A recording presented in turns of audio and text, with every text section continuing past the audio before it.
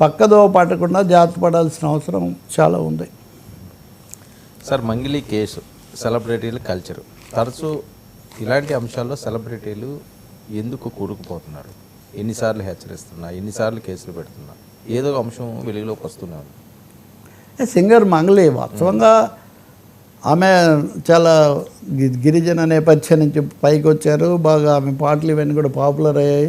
వాటిలో చూస్తే కూడా వాటికి మిలియన్స్ ఆఫ్ వ్యూస్ ఉంటాయి.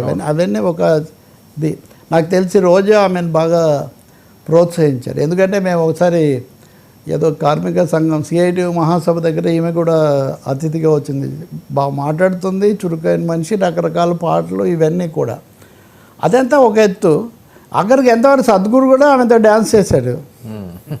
ఇది అవును, సద్గురు కూడా ఆమెతో శివరాత్రి నాడు ఆమెతో డ్యాన్స్. శివరాత్రి నాడు డ్యాన్స్ చేయడానికి అభ్యంతరం పెట్టిన వాళ్ళు కొంతమంది అయితే ఆమె ఏదో పదాలు తప్పుగా వాడిందని మన విహెచ్పి సోదరులో ఎవరో ఆందోళన చేసిన సమయం కూడా ఒకటి ఉంది. ఇప్పుడు ఆ పార్టీ అనే దాంట్లో మత్తు పదార్థాలు అనుమతి లేకుండా చేశారు.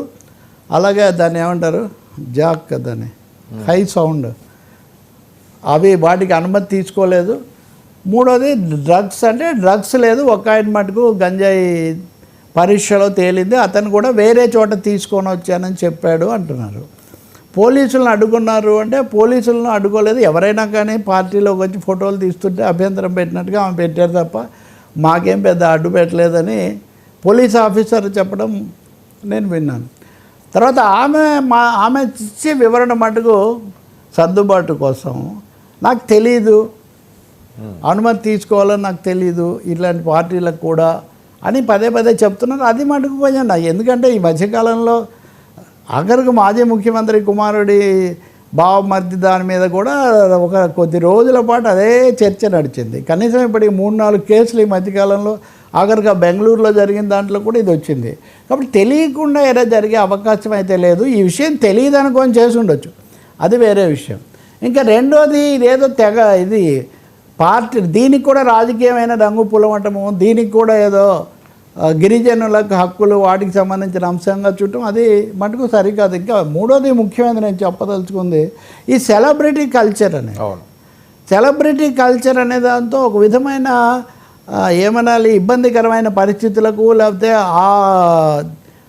కొంతమంది ఏమో వల్గర్గా కూడా చేస్తుంటారు. ఇక్కడ అదేమీ ఉండకపోవచ్చు, కానీ ఈ విధమైన ధోరణికి లోబడిపోవటం, దానికే విపరీతమైన ప్రచారం ఇవ్వటం, ఆ తర్వాత మళ్ళీ సర్దుకోవడం కోసం మీడియా మీద ఇంకెవరి మీద దాడి చేయటం, ఇదంతా చాలా అనవసరమైనటువంటి విషయం. తగిన జాగ్రత్తలు తీసుకోవాల్సినటువంటి అవసరం ఉంటుంది. రెండోది, ఏదో విలాస సంస్కృతి అన్నదే చాలా గొప్పది అన్నటువంటి ధోరణి నుంచి కూడా బయటపడాలి. నిజానికి ఆమెను అందరూ ఎందుకు ఇష్టపడతారు? ఆమె పాటలు, ఆమె చురుకుదనం, వాటిని బట్టి కదా. కాబట్టి ఆ వైపు ఆఖరికి చిరంజీవి గారి ఏదో దీంట్లో కూడా ఈమెనే ఆ పాట పాడినటువంటి పరిస్థితి. కాబట్టి ఒక కొత్త వరవడి తీసుకొచ్చారు.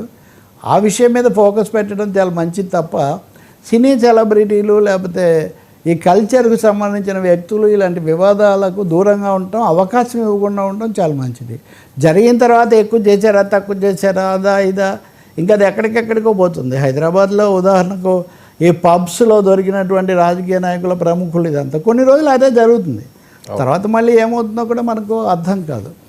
కాబట్టి so called celebrity culture, drug culture, మూడోది ఈ అనుమతులు, పోలీసులు కూడా యూనిఫామ్గా వ్యవహరించడం, పారదర్శకంగా ఉండడం చాలా అవసరం అండి. కొన్ని లీకులు ఇచ్చి అది మళ్ళీ కొంచెం దాని మీద ఏదో చర్చ వచ్చిన తర్వాత వెనక్కు తగ్గి ఇంకేదో చెప్పి ఇదంతా ఇది మంచిది కాదు. కాబట్టి తెలుసుకోవాల్సింది మటుకు ఉంది. తెలియక చేసామన్నది మటుకు ఎవరు తెలియకుండా చేసే అవకాశం అయితే లేదు. తెలియకుండా అంటే రెండు అర్థాలు, పోలీసులకు తెలియకుండా, తమకు విషయం తెలియకుండా. కాబట్టి ఈ రెండిట్లో ఏది కూడా అనవసరమైనటువంటిది.